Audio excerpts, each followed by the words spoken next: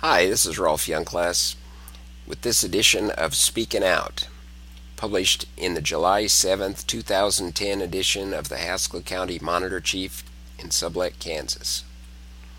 Got two parts to it this week. First part, openness to no avail. I was explaining to someone the other day how it doesn't matter how open the presidential administration is to hearing from the American people, particularly on the Gulf oil disaster, since they are unable or unwilling to do anything we suggest to them. I explained. Number one, the oil mess does not fit in Mr. Obama's template of tearing down existing political and social structures to establish his utopian superstate.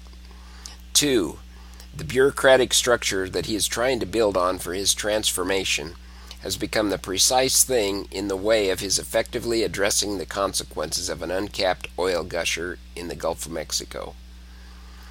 3.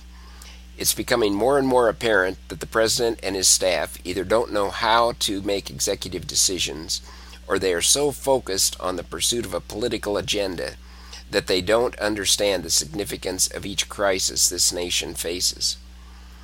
Then in summary, I concluded that only a miracle from God can deliver us out of this oil gusher mess now. That's true. Part 2. Where has liberalism gone?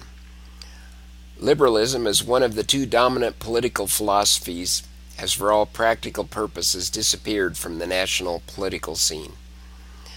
Now that is not to say that there are no liberals, but liberalism's number one advocate, the Democratic Party, has been co-opted by other forces.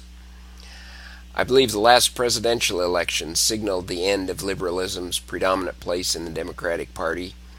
Instead, it has become just a rubber stamp for leftist ideology that is bent on the destruction of capitalist free enterprise and abandonment of government based on the Constitution. Modern technology is used to keep the supporters in line through indoctrination, while the leadership of the House and the Senate marshal their forces behind legislation which is too cumbersome and complex to be read or understood by the legislators. So the legislators, who are elected by the people to make decisions on the creation and passage of laws, are more and more moved out of the process. Instead, someone behind the scenes crafts the legislation, and the legislators are expected to simply pass it sight unseen.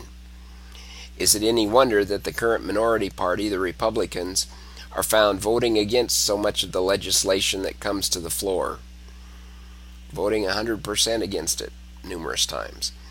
They, as well as most of their Democrat colleagues, are having less and less say in the creation of the legislation they ultimately vote on. Thank you.